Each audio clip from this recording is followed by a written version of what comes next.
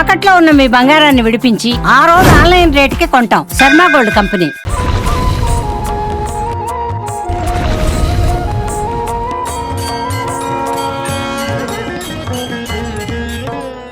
నమస్తే సుమన్ టీవీ ప్రేక్షకులందరికీ వందేళ్ల ఆలయం సనాతన వైభవానికి స్వాగతం. Sponsored by Sharma gold company.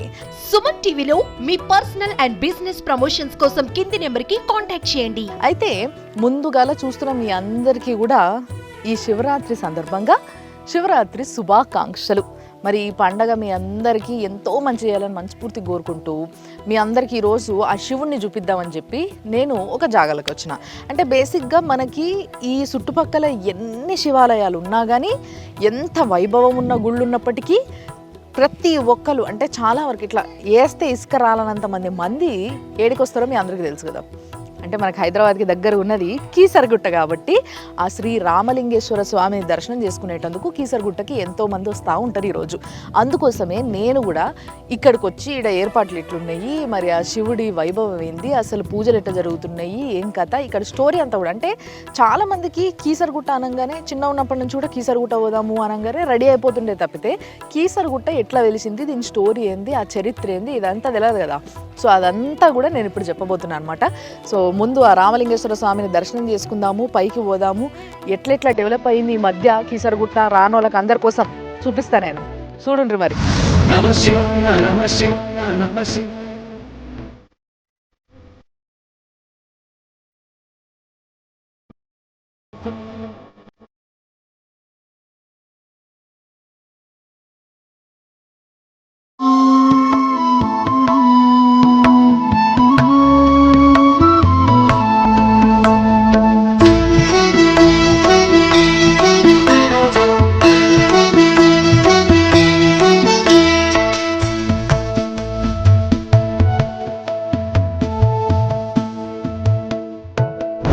నేను ఈ మధ్య శివరాత్రి అయినా కానీ ఏ శివుడిది ఉన్నా కానీ డిఫరెంట్ శివుడి గుళ్ళకు పోతున్నాం కాబట్టి కీసరగుట్టకు రాక చాలా రోజులైంది.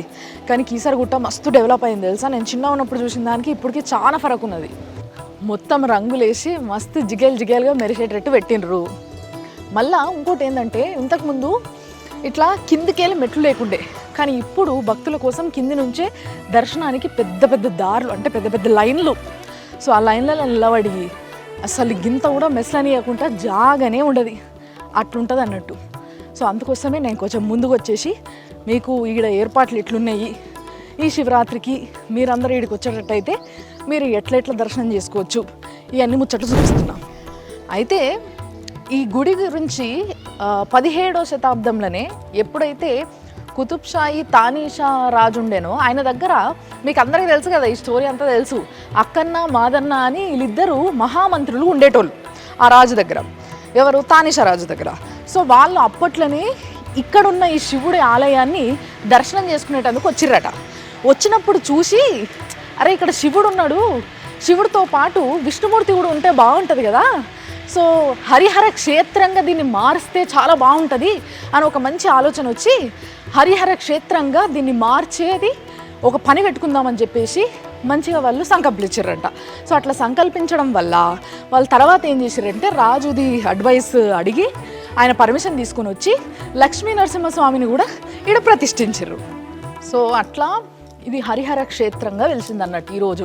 అందుకోసమే ఎలాంటి స్పెషల్ పండగలున్నా ఇట్లా ముఖ్యంగా శివరాత్రి అప్పుడు కానీ, లేకపోతే మాఘమాసంలా, కార్తీక మాసంలా, శ్రావణ మాసంలా, ఏ మాసం అయినా సరే ఇటు విష్ణుమూర్తి అటు శివుడు ఇద్దరు ఇక్కడనే ఉన్నారు కాబట్టి వాళ్ళిద్దరిని ఈయనే దర్శనం చేసుకోవచ్చు అని చాలామంది భక్తులు వస్తూ ఉంటారు.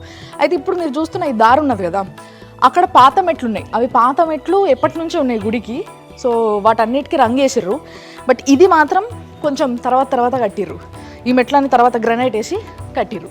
లేకుంటే ఇట్లా స్ట్రైట్గా గుడికి దారి లేకుండే, ఇట్లా మొత్తం చుట్టూ తిరిగి కొండెక్కి ఆ పైన పోయేటోళ్ళం. ఫుల్గా కోతులు ఉండేటివి. మొత్తం మీద ఈ గుట్టనెక్కి పైకి వచ్చేసిన. అయితే ఇక్కడ మొత్తం కూడా మంచిగా దారి, ఈ పైన కూడా ఎండకి జనాలు తట్టుకునేటట్టుగా కొంచెం అంతా కూడా ఇట్లా షెల్టర్ వేసిండ్రు. అండ్ ఇప్పుడు ఎట్లాగో జాతర అయితే శివరాత్రికి, అందుకోసం మొత్తం పాకలు వేసిర్రు, మొత్తం దుకాణాలు పెట్టేటందుకు అట్లా. అండ్ ఇప్పుడు ఫైనల్లీ చూసారు కదా ఎదురుగున్న ఇట్లా గర్భగుడికి స్ట్రైట్గా బయట నిలబడ్డా నేను. మరి శివుడిని చూసే సమయం ఆసన్నమైనది, చూద్దాం పాండ్రి. అట్లనే ఈ శివుడు ఎట్లా వెలిసిండు, అసలు ఈ శివుడి యొక్క స్టోరీ ఏంది అనేది నేను చెప్తా. కీసర గుట్ట అనే పేరు ఎట్లా వచ్చిందో కూడా చెప్తా, రండి.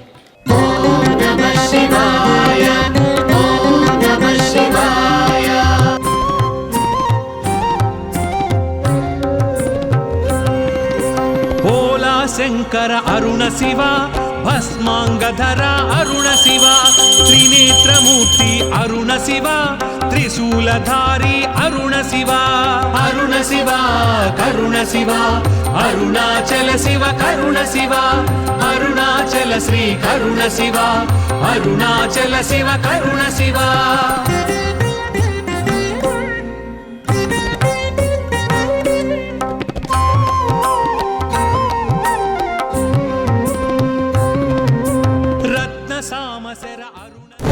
అసలు మస్తు తయారైస్తారు తెలుసా. అసలు శివరాత్రి అనగానే మస్తు పుట్లు జనం వస్తారు. నందీశ్వరుడు. సో నేను ఎప్పుడు చెప్తా ఉంటాను కదా, శివాలయాలకు పోయినప్పుడు నంది పెద్ద ఉన్నది అని అంటే అది చాలా పాత గుడి అని అర్థమని. నందీశ్వరుడికి ఇట్లా గేట్ పెట్టారు కదా, ఈ గేటు బయట మొత్తం అన్నీ ముడుపులు కట్టి పెట్టిర్రు రెడ్ బట్టలతోని. అంటే చాలామంది ఇక్కడ శివయ్యను మస్తుగా కోరికలు కోరుకుంటారు కదా, నాకు ఇది రాలే, నాకు అది రాలే, నేను పాస్ కావాలి, నేను ఇల్లు కట్టుకోవాలి, నేను పెళ్లి చేయాలి, నేను పిల్లల్ని కనాలి. సో ఇట్లా మనుషులకు అందరికి ఉండే కోరికలే. సో ఆ కోరికల పైన ఇట్లా అన్నీ కూడా ముడుపులు కట్టిర్రు అనమాట. అవన్నీ ఆ దేవుడు తీరుస్తాడు. ఎస్, తప్పకుండా ఇక్కడ కట్టిన వాళ్ళందరి కోరికలు కూడా తీరాలనే మొక్కుందాం మనం మొక్కులతో పాటు. ఇంకో ఆంజనేయ స్వామి వచ్చిండు. నందీశ్వరుడికి ముందు ఈడ ధ్వజస్తంభం ఉంది. ఇగో ఇది ఎందుకు కట్టారు మీకు తెలుసు కదా, మనం కార్తీక మాసంలో వచ్చినప్పుడు ఒత్తులు కాల్చుకోవచ్చు ఇక్కడ మంచిగా. ధ్వజస్తంభం దగ్గర ఒకటి పెద్ద లింగము, ఒకటి చిన్న శివయ్య లింగము పెట్టినరు. అంటే ఇక్కడ ప్రతిష్ఠించిండ్రు, భక్తులు ప్రతిష్ఠించినట్టున్నారు, లేదా ఎవరన్నా ఇట్లనే గుడి వాళ్ళు ప్రతిష్ఠించుంటారు. కానీ మీకు అందరూ తెలుసు కదా, శివుడి క్షేత్రం అంటే ఇక్కడ క్షేత్రపాలకుడు లెక్క కంపల్సరీ కాలభైరవ స్వామి, వీరభద్ర స్వామి ఉంటారు కదా. సో ఇక్కడ కాలభైరవ స్వామి ఉన్నాడు, వెరీ పవర్ఫుల్. త్రిదళం త్రిగుణాకారం త్రినేత్రం చ త్రియాయుధం త్రిజన్మ పాప సంహారం ఏకబిల్వం శివార్పణం త్రిశాకైర్బిల్వపత్రైశ్చ అశ్చిద్దై కోమలై శుభైః శివపూజాం కరిష్యామి ఏకబిల్వం శివార్పణం అఖండ బిల్వపత్రేణ పూజితే నందికేశ్వరే శుద్ధ్యంతి సర్వ పాపేభ్యః ఏకబిల్వం శివార్పణం. ఫైనల్లీ గుడి లోపలికి వచ్చేసిన. ఇక్కడనేమో వినాయకుడు పైన, వినాయకుడికి ఇటేమో కుమారస్వామి, అంటే అంతే కదా, ఆ శివయ్య పిల్లలు ఇద్దరు అటొకలు ఇటొకలు ఉన్నారు. అండ్ మధ్యలో ఇక్కడ స్పెషాలిటీ మీరు చూడాల్సింది ఒకటి ఏంటిది అని అంటే, సో ఇప్పుడు ఈ మధ్యలో చూస్తారు కదా, ఇది స్పెషల్ అన్నట్టు. ఎందుకు అని అంటే, ఇప్పుడు మనము శివాలయంకి వచ్చినప్పుడు మనకి మామూలుగా శివుడు ఉంటాడు, అదే ఒకవేళ రాముడి గుడికి వస్తే రాముడు ఉంటాడు. కానీ ఇక్కడ శివుడు, రాముడు, ఆంజనేయ స్వామి, సీతమ్మ వీళ్ళందరూ ఉన్నారు అని అంటే ఆల్మోస్ట్ ఈ ఒక్క బొమ్మ స్టోరీ మొత్తం చెప్తుంది మనకి. ఇగో ఇడ రథం ఉన్న చూపిస్తారా అండి. మామూలుగా మనం ఏ గుడికన్నా పోతే రథం మనకి కలర్లు కనబడుతుంది, ఇక్కడ మాత్రం మంచిగా అసలు ఈ ఏమంటారు, ఈ కార్వింగ్ బాగుంది. సో దీంతో పాటు మామూలుగా శివయ్య కదా, మరి నంది మీద కదా ఆయన పోయేది, ఆయన సవారీ అంతా నంది మీద కాబట్టి ఈ నంది పైన ఉత్సవ విగ్రహాలను బ్రహ్మోత్సవాలప్పుడు మొత్తం ఈ రథం అంతా తిప్పుతారు అన్నట్టు.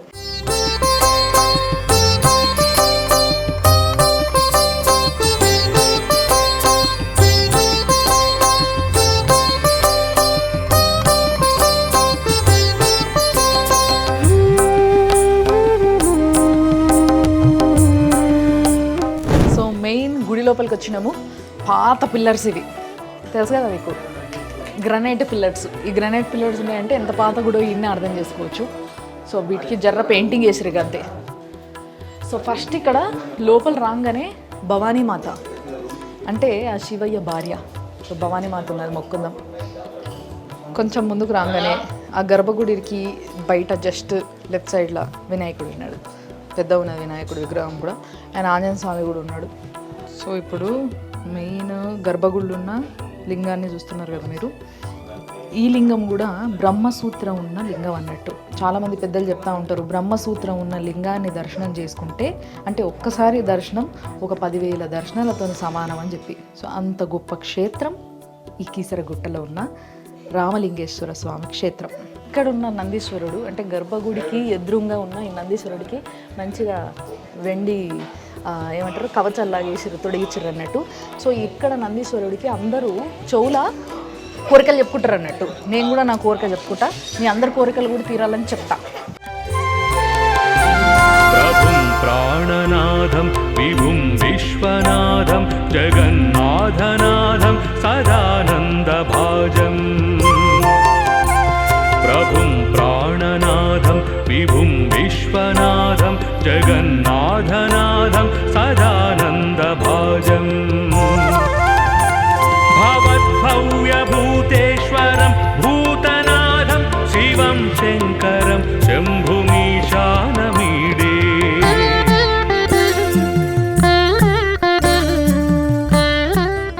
సో గర్భగుడికి బయట పెద్ద విగ్రహము కుమారస్వామిది. సో కుమారస్వామికి 2 భార్యలు మీ అందరికీ తెలుసు కదా, శ్రీవల్లి దేవసేన. సో దర్శనం చేసుకొని బయటికి పోతున్న దారిలో ఈడ శివదుర్గ అమ్మవారు ఉంది, అంటే దుర్గాదేవత. మరి ఆయన భార్య కాబట్టి ఇక్కడ లోపల మనందరికీ దర్శనం ఇస్తుంది. అండ్ ఏదైతే శ్రీచక్రం ఉంటుందో అది పెట్టి పూజ చేస్తారు కింద. సో ఇక్కడ అమ్మవారిని కూడా చాలా మంది చాలా భక్తిగా మొక్కుంటారు, అన్ని కోరికలు తీరుతాయని నమ్ముతారు. మరి కీసరగుట్ట ఆ శివయ్యకు ముఖ్యంగా దగ్గరుండి ప్రతిరోజు అన్ని పూజలు చేసే ప్రధాన అర్చకులు అంటే మెయిన్ పంతులు అన్నట్టు. మరి ఆయన్నే రవిశర్మ గారు నా ముందున్నారు. నమస్తే సార్, బాగున్నారా? ఆ శివయ్య పూజలు చేసుకుంటా మంచిగా చల్లగా ఉంటారు ఇల్లు. సో మరి ఆ శివయ్యకి ముఖ్యంగా ఈ శివరాత్రి అప్పుడు కానీ అంటే బ్రహ్మోత్సవాలు లేకపోతే కార్తీక మాసంలో కానీ ఇట్లా పూజలు స్పెషల్ పూజలు చేస్తారు కదా, అట్లా ఏమేమి పూజలు చేస్తారు, ఎట్లా జనాలు వస్తారు, ఇక్కడ జరిగే స్పెషల్ పూజలు ఏంటి స్వామి? ఇక్కడ మనకు ప్రతి సంవత్సరం కూడా మాఘ మాసంలో వచ్చినటువంటి మహాశివరాత్రి అత్యంత వైభవపేతంగా 6 రోజులు జాతర బ్రహ్మాండంగా పెద్ద ఎత్తున జరుగుతుంది. మనం తర్వాత కూడా మనకు కార్తీక మాసము, శ్రావణ మాసము, మరి దేవి నవరాత్రులు కూడా మనకు విశేషంగా జరుగుతాయి. ఇక్కడ స్వామివారి దగ్గర అమ్మవార్లు భవానీ, శివదుర్గ 2 అమ్మవారు ఉన్నారు. సుబ్రహ్మణ్యేశ్వర స్వామి, వినాయకుడు ఇలాంటి దేవతలను ఉన్నారు. ఇక్కడ విశేషం అంటే మనకు మహాశివరాత్రి పర్వదినం వస్తుంది మాఘమాసంలో. రేపు 8వ తారీఖు మనకు శుక్రవారం రోజు వస్తుంది. మనకు 6 నుంచి 11వ తారీఖు వరకు అంటే బుధ, గురు, శుక్ర, శని, ఆది, సోమ 6వ తారీఖు నుంచి 11వ తారీఖు వరకు కూడా 6 రోజులు అత్యంత వైభవపేతంగా ఇక్కడ బ్రహ్మోత్సవాలు జరుగుతాయి. ఎందుకంటే ఈ యొక్క దేవాలయం కూడా హైదరాబాద్ కూతవేటు దూరంలో ఉంది కనుక భక్తులు లక్షలాది సంఖ్యలో వచ్చి దాదాపుగా ఒక 6 రోజులలో దాదాపుగా ఒక 3 నుంచి 4 లక్షల మంది కూడా ఇక్కడ స్వామివారిని దర్శించుకొని తరిస్తూ ఉంటారు. అట్లాగే ఇక్కడ స్వామివారు కూడా భక్తుల కొంగు బంగా ఉన్నారు అనుకునే ఇట్లా అధిక సంఖ్యలో భక్తులు వచ్చేసి స్వామివారిని దర్శిస్తూ తరిస్తూ ఉంటారు. అదే కాకుండా ఈ యొక్క ప్రాంతం కూడా చక్కగా కొద్దిగా వాతావరణం కూడా పచ్చగా ఉండేసరికి కూడా సెలవు దినాలలో మామూలుగా మనకు హైదరాబాద్ దగ్గర ఉంది సండేస్ అట్లా హాలిడేస్లలో కూడా ఎక్కువ మంది పబ్లిక్ వచ్చి స్వామివారిని దర్శించుకొని తరిస్తూ ఉంటారు. మరి ఇక్కడ రథం ఉంది కదా, రథసేవ ఎప్పుడు చేస్తారు? రథసేవ కూడా మనకు రథోత్సవం మనకు శివరాత్రి తెల్లారు మనకు కళ్యాణము ముందు శివరాత్రి ముందు రోజు జరుగుతుంది. శివరాత్రి రోజు అభిషేకాలు జరుగుతాయి. శివరాత్రి మరుసటి రోజు ఇక్కడ రథోత్సవం కూడా జరుగుతుంది. ఇక్కడ మొత్తం గ్రామంలో స్వామివారు తిరుగుతూ ఉంటారు. రథోత్సవం ఉంటుంది, పుష్పోత్సవం ఉంటుంది. 6 రోజులు గణపతి పూజతో ప్రారంభమై రుద్రయాగం కూడా ఉంటుంది. 6 రోజులు రుద్రయాగం చేస్తాం. మొదటి రోజు గణపతి పూజ, స్వామివారి కీసర గ్రామానికి విచ్చేస్తాం. మళ్ళీ 2వ రోజు మనం అదే స్వామివారి పైకి వచ్చి మనం ఎదుర్కొని ఆ రోజు రాత్రి మనం అమ్మాయిని ఎదుర్కొంటాం. వాళ్ళ స్వామివారిని అల్లుడు గారిని ఎదుర్కొన్నట్టుగా స్వామివారిని మనం వేద మంత్రాలతో భాజాపదంతో ఎదుర్కొని ఆ ముందు రోజు శివరాత్రి ముందు రోజు రాత్రి మనం కళ్యాణం జరిపిస్తాం. అంటే ఇప్పుడు గురువారం నాడు జరిపిస్తాం. అదే శుక్రవారం నాడు మహాశివరాత్రి పర్వదినం, శనివారం మీరు అన్నట్టుగా రథోత్సవం, ఆదివారం పుష్పోత్సవం, మళ్ళీ సోమవారం పూర్ణావతితో మహాశివరాత్రి బ్రహ్మోత్సవం ముగిస్తారు. చాలా సంతోషం స్వామి, తప్పకుండా మళ్ళీ కలుద్దాం. Thank you.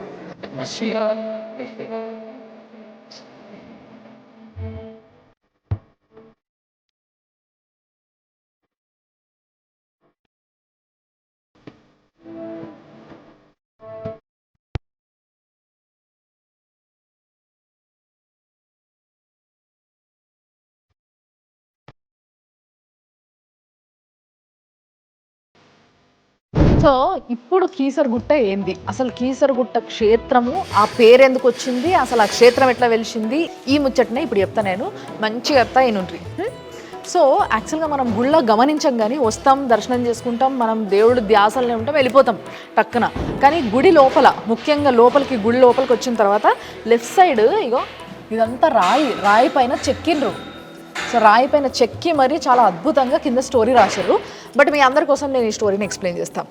సో యాక్చువల్గా ఏమైంది అని అంటే, ఇంకో రాముడు, సీతమ్మ అండ్ ఆంజనేయ స్వామి వీళ్ళు మీకు అందరూ తెలుసు కదా, ఒకవేళ మ్యాప్ ఉంటే మ్యాప్ కూడా చూపించేసేదాన్ని. అబ్బా ఇప్పుడు అయోధ్య నుంచి వెళ్ళి వాళ్ళు ఎప్పుడైతే అరణ్యవాసం అంటే వనవాసం మొదలుపెట్టిరో అప్పుడు మెల్లమెల్లగా మొత్తం ట్రావెల్ చేసుకుంటూ వస్తూ ఉన్నారు. సో అప్పుడు మెల్లగా సౌత్ వరకు వచ్చిండ్రు అండ్ శ్రీలంకకు కూడా వేరు కదా, లంకకు వేరు కదా, రావణ సంహారం చేసిర్రు. రావణ సంహారం అయిపోయిన తర్వాత తిరిగి మళ్ళీ అయోధ్యకి వెళ్ళే సమయంలో ఇక్కడ ఆగిరు అన్నట్టు. ఇక్కడ ఆగి ఈ గుట్ట ఇదంతా చూస్తే, ఈ క్షేత్రం చూస్తే, అంటే అప్పటికి ఈ గుట్ట మొత్తం కొండలు అడవి ఉంటుండే కదా. సో ఇక్కడ చూసినప్పుడు ఇక్కడ ఒక శివలింగాన్ని ప్రతిష్ఠిస్తే బాగుంటుంది, ఇక్కడ లింగం పూజలు జరగాలి, అంటే ఆ శివయ్యకి ఇక్కడ పూజలు జరగాలి అని ఎందుకో ఆ రామచంద్రుడికి అనిపించిందంట. అనిపించేసరికి వెంటనే ఇక్కడ ఆగిపోయిందంట. ఆగిపోయి ఇగో తర్వాత నెక్స్ట్ ఫోటోలో చూడండి, ఇక్కడ ఆ హనుమంతుడికి ఆంజనేయ స్వామికి చెప్పిండనమాట, హనుమా నువ్వు కాశీకి పోయి మంచి శివలింగం ఒకటి తీసుకొనిరా, మనం ఈడ ప్రతిష్ఠించి పూజలు చేద్దాము. ప్రతిరోజు సంధ్యా సమయానికి లేదా పొద్దున 2 సార్లు ఇట్లా పూజలు చేస్తారు కదా. సో రాముడు కూడా అట్లా పూజ చేసేటోడు కాబట్టి నా కోసం ఒక లింగాన్ని తీసుకురా, నేను ఇక్కడ ప్రతిష్ఠిస్తా, కాశీకు అని చెప్పి కాశీకు పంపించిందంట ఆంజనేయ స్వామికి. అదే చెప్తున్నాడు అనమాట ఇక్కడ. నెక్స్ట్ రయ్యమని వెంటనే ఆంజనేయ స్వామి, ఇక రాముడు చెప్పిన తర్వాత ఆంజనేయ స్వామి ఆగుతాడా, ఇక మంచిగా వాయు వేగంతో గాలిలో ఎగిరి అట్లా ఆంజనేయ స్వామి కాశీకి వెళ్ళిపోయింది అన్నట్టు. ఇక్కడ మన తెలంగాణ మల్కాజ్గిరి జిల్లాలో ఉన్న కీసరగుట్ట నుంచి వెళ్ళి, అప్పటికి ఇంకా కీసరగుట్ట అనే పేరు రాలేదు ఇక్కడ, బట్ అక్కడి నుంచి వెళ్ళి ఆంజనేయ స్వామి అయితే పోయిండు. తర్వాత ఆంజనేయ స్వామి పోయిన తర్వాత ఇగో ఇది కాశీనగరం, మీకు తెలుసు కదా కాశీలో గిట్టనే ఉంటాయి గుళ్ళు గోపురాలు. సో ఇది కాశీనగరం అన్నట్టు. సో కాశీలో మొత్తం ఇట్లా చాలా లింగాలు కనబడ్డాయి. అరే గిన్ని లింగాలు ఉన్నాయి, ఈ లింగంలో మరి ఏ లింగం స్వామికి నచ్చుతుందో, ఏ లింగం కోసం అని నన్ను పంపించిండో అన్న ఒక కన్ఫ్యూజన్తో ఏం చేయాలని అర్థం కాక వెంటనే ఆంజనేయ స్వామి ఇక్కడ కనిపించిన 101 లింగాలను అట్లా అని ఎత్తుకొని తీసుకొని వచ్చేసిండంట. బట్ అంతలోపు ఏం జరిగిందో ఆ స్టోరీ ఇక్కడ ఉంది. ఏంది అని అంటే, ఇప్పుడు సంధ్యావందనం చేసుకోవాలంటే సాయంత్రం టైంకి పూజ చేయాలి. సో ఎప్పుడైతే సూర్యుడు అస్తమిస్తాడో అంతలోపు పూజ చేసేయాలనేది ఒక రూల్ ఉంటుంది. సో ఆ రూల్ ప్రకారము పూజ చేద్దామంటే హనుమంతుడేమో ఇంకా వస్తలేడు, ఆ కన్ఫ్యూజన్లో అక్కడనే కొట్టుమిట్టాడుతున్నాడు.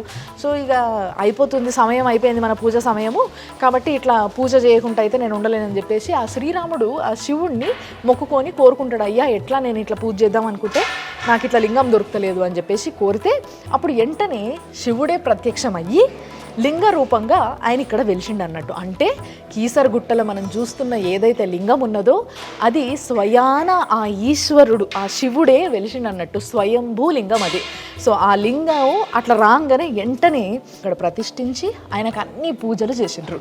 దాని తర్వాత అంటే ఆల్మోస్ట్ పూజ అయిపోయే సమయానికి ఆంజనేయ స్వామి ఆ 101 లింగాలను తీసుకొని వచ్చేసిండు. తీసుకొని వచ్చిన తర్వాత రాముడికి చూపిస్తే, ఇగో ఈ లింగంలో నాకు ఏది సెలెక్ట్ చేయాలనో అర్థం కాలేదు, ఏ లింగం అయితే కరెక్ట్ నాకు అర్థం కాలేదు స్వామి, నీకు కావాల్సింది నువ్వు తీసుకో, మిగతా అన్ని తీసుకుపోయి మళ్ళీ కాశీలో పెట్టేసి వస్తా అని చెప్పేసి ఆంజనేయ స్వామి అన్నాడట. కానీ అప్పటికే పూజ అయిపోయింది కదా. సో పూజ అయిపోయింది హనుమా, ఇంకెక్కడి పూజ అయిపోయింది, మొత్తం సూర్యాస్తమయం అయిపోయింది, నువ్వు వస్తావేమో అని ఇప్పుడు దాకా ఎదురు చూసినాము, కాబట్టి ఇంకా పూజ అయిపోయిందని చెప్పేసి లింగాన్ని చూపించిండట, శివుడే ప్రత్యక్షం అయ్యిండని చెప్పిండట. కానీ పాపం ఆంజనేయ స్వామి కోపం వచ్చి నేను ఎన్ని లింగాలు తీసుకొస్తే నా స్వామికి ఒక్క లింగం కూడా పూజకి పనికి రాకుండా అయిందా అని చెప్పేసి కోపంలో ఇగో తోకతోని ఇట్లా అన్ని లింగాలను సుట్టేసి ఇసిరిగొట్టిండు అన్నట్టు. అంటే అందరికి అనిపిస్తుండొచ్చు, అదేంది ఆంజనేయ స్వామి శివుడిని అట్లా ఇసురు కొడతాడా అని. ఆంజనేయ స్వామి అంటే శివుడే, శివుడు అంటే ఆంజనేయ స్వామి, ఆయన్నే ఇసురు కొట్టుకున్నాడు అబ్బా అంతే. సో అట్లా ఇసిరి కొట్టినవన్నీ కూడా ఇప్పుడు మనం కీసరగుట్టకు వస్తే మీరు చూస్తారు, ఆ బయట కూడా మొత్తం గుట్ట మీద చెల్లం పల్లం అటోటి లింగం ప్రతిష్ఠించడం అనుకుంటారు. కానీ యాక్చువల్గా నిజంగా చెప్పాలంటే ఆంజనేయ స్వామి కోపం గిసిరినా కానీ అవి లింగాలు ప్రతిష్ఠించినంత పని అయినాయి అన్నట్టు. ఆ లింగాలకు కూడా పూజ చేస్తారు, అభిషేకాలు చేస్తారు, స్పెషల్ డేస్ అప్పుడు చాలామంది జనాలు వచ్చినప్పుడు కూడా చేస్తారు. సో అట్లా ఇసిరి కొట్టిన లింగాలే మనం ఇప్పుడు చూస్తున్నాం. అయితే రాముడు అప్పుడు వచ్చి, ఎందుకు నీకు ఇంత చిన్నదానికి అంత కోపం ఆంజనేయ స్వామి అని చెప్పేసి ఆ స్వామిని కొంచెం కంట్రోల్ చేసి తర్వాత సరే నీ కోపాన్ని తగ్గించేటందుకు నీకు ఒక మంచి ముచ్చట చెప్తా. ఈ క్షేత్రం ఏదైతే ఉందో ఈడ లింగం ఎక్కడైతే అంటే స్వయంభూ ఆ శివుడే ఇక్కడ వెలిసి ఎంతోమంది పూజ చేస్తారు కదా, రానున్న తరాలు తర్వాత కాలాలు కూడా ఈ లింగాన్ని ఈ క్షేత్రాన్ని మస్తుగా పూజిస్తారు, జనాలు మస్తుగా వస్తారు.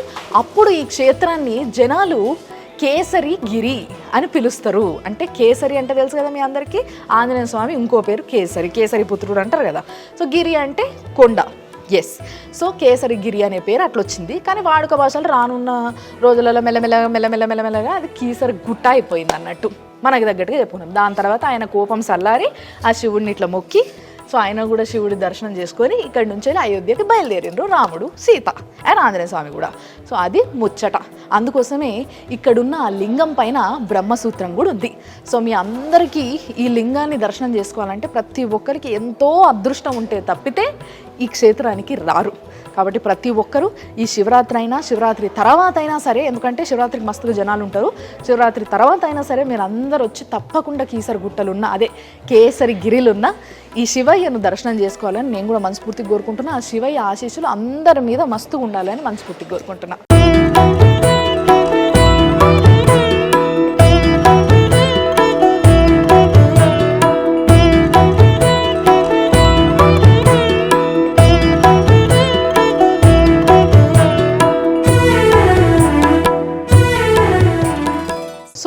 నేను స్టార్టింగ్లో మెట్లెక్కేటప్పుడు మీకు ముచ్చట చెప్పిన యాదున్నదా, లక్ష్మీ నరసింహస్వామిని ఇక్కడ ప్రతిష్ఠించారని ఫస్ట్ స్టార్టింగ్లో చెప్పినా కదా. ఆ లక్ష్మీ నరసింహస్వామి దర్శనం చేసుకుందాం ఇప్పుడు.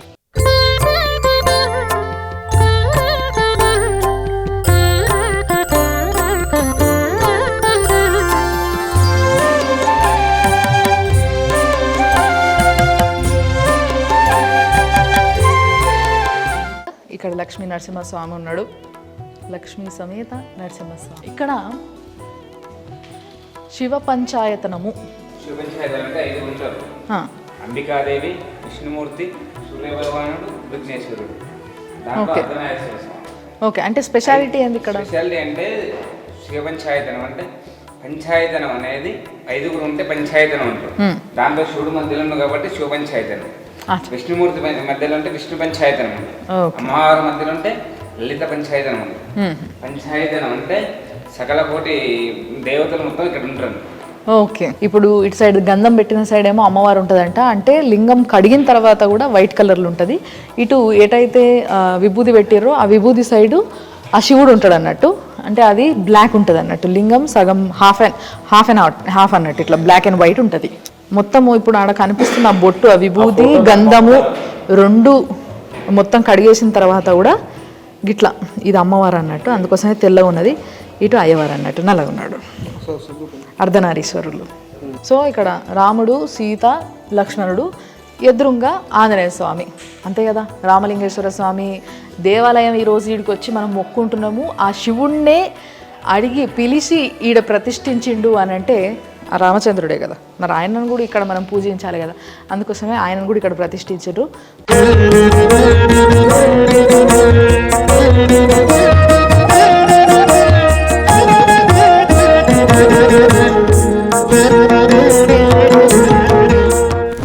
ఇప్పుడు మనం లక్ష్మీ నరసింహస్వామిని దర్శనం చేసుకున్న తర్వాత బయటికి పోతున్నాం, అంటే ఆల్మోస్ట్ ఎగ్జిట్ దగ్గర ఉన్నాం అన్నట్టు.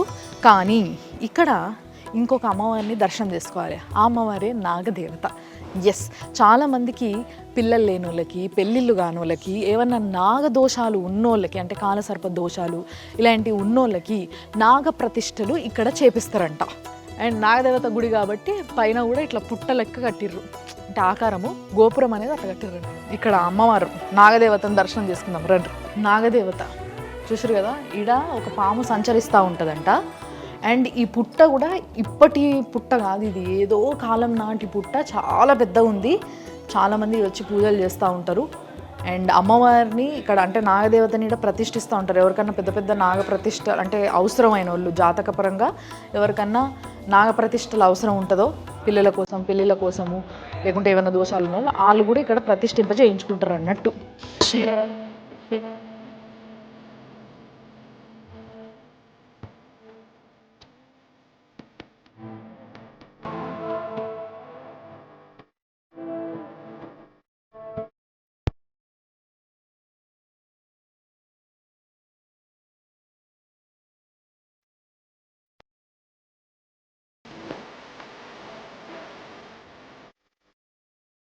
సో ఈ గుట్ట అట్లా ఆల్రెడీ ఫస్ట్ నుంచి ఉన్న గుట్ట, ఇదేమి కట్టిన గుట్ట కాదు, ఏం కాదు. సో ఆ గుట్ట మీద ఆంజనేయ స్వామి కోపం వచ్చి శివలింగాలన్నీ ఇసుగొట్టిండని మనం అక్కడ స్టోరీలు చెప్పుకున్నాం కదా. ఇవే అన్ని లింగాలు మొత్తం కలిపి 101 లింగాలు. ఇవన్నీ కూడా స్వయంగా ఆంజనేయ స్వామి ఆయన చేయితోని ఆయన కాశీనగరం నుంచి తీసుకొచ్చిన లింగాలు. సో ఆంజనేయ స్వామి ప్రతిష్ఠించిన లింగాలని చెప్పుకోవచ్చు.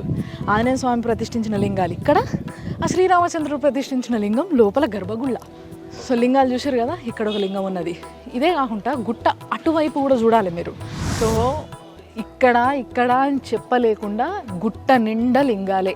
ఇవన్నీ ఆంజనేయ స్వామి ఆయన చేతులతోని పట్టుకొని తెచ్చిన లింగం కాబట్టి నేను కూడా ఫీల్ అవుతున్నా. సో ఇట్లా మొత్తం గుట్ట నిండా లింగాలు ఉన్నాయి. అండ్ ఊరు మొత్తం కనబడుతుంది చూడండి. మంచి ఎంత అందంగా ప్రశాంతంగా హాయిగా ఉందో అసలు. చల్లటి గాలి, పచ్చదనము, మంచి హాయి ప్రశాంతంగా. ఎప్పుడైనా వీకెండ్ అప్పుడు రావాలనుకుంటే వస్తే మస్తుగా ఎంజాయ్ చేయొచ్చు. ఇక్కడ మీరు వచ్చినప్పుడు దర్శనానికి దర్శనము అవుతుంది, కొంచెం టైం కూడా స్పెండ్ చేయొచ్చు. గుట్ట మీద బయట మొత్తం అన్ని దర్శనాలు అయిపోయిన తర్వాత లాస్ట్కి ప్రశాంతంగా ఈడొచ్చి కూసుండంగా కనిపించేది ఆయన్నే, ఆంజనేయ స్వామి. సో ఈ క్షేత్రానికి పాలకుడు అంటే ఈ క్షేత్రాన్ని రక్షించే దేవుడు కాబట్టి, క్షేత్రపాలకుడు కాబట్టి ఆంజనేయ స్వామిని ఇట్లా బయట మళ్ళీ సెపరేట్గా గుడి కట్టి పెట్టిర్రు అన్నట్టు. సో ఇగో ఇది కూడా ఒక ఆధారం అన్నట్టు. ఆంజనేయ స్వామి ఇసిరేసినప్పుడు ఇట్లా ఇరిగిన లింగం. కానీ లింగం యొక్క స్పెషాలిటీ ఏంది అని అంటే, లింగం ఎన్ని ముక్కలైతే అన్ని ముక్కల్ని సెపరేట్గా పూజ చేసుకోవచ్చు. ఎస్ అంటే ఇప్పుడు మామూలుగా మనది ఏదైనా విగ్రహము, ఏదైనా దేవుడి విగ్రహము ఇట్లా ఇరిగింది అంటే దాన్ని తీసుకుపోయి గుళ్ళలో పెట్టేసేస్తారు కదా. ఇది అట్లా అవసరం లేదన్నట్టు. బేసిక్గా ఒక్క లింగం ఏదన్నా ఇరిగిపోయింది అని అంటే దాని ప్రతి ముక్క ఒక లింగం కింద సమానం. సో ప్రతి ముక్కకి పూజ చేసుకోవచ్చు, ప్రతి ముక్కకి అభిషేకం చేసుకోవచ్చు. అదే లింగం స్పెషాలిటీ.